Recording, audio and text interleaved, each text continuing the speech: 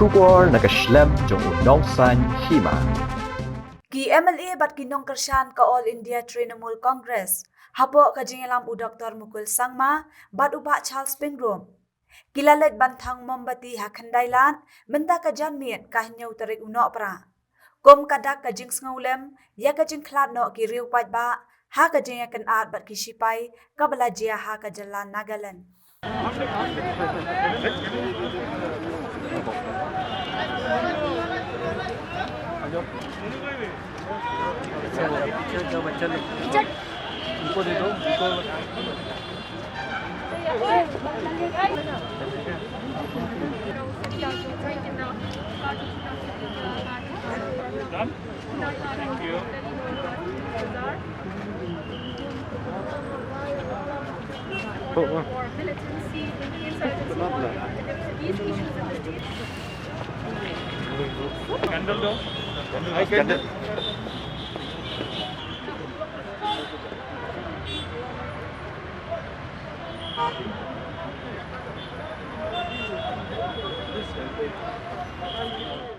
Iwan bagi snow yang kena kubur snow sea bahadu kata-kata bagi dan ki langsung snow Mombati district di Nagaland di Pynïap di armed forces kena sini yang berkitu baying bahasem ki jongki oblay un ay ki ka bor ban pidyang ya kena ka Jingshah kepala jah dengan scam lu bagi jundai hilang barok pada kebayang bagi wan yang hang ni ban Pynïap di Mombati long pui ke Jingshah ni ki wadla dagi mlaban dan hasen dapat ki aga jaga pendidikan dua ruba beliau ai ki bensin juki ki da tak ko ये खबर जो थी चका सरकार इंडिया मतलब के लिए काम था gidei ban pek ye kene ka ek Jingshah takaba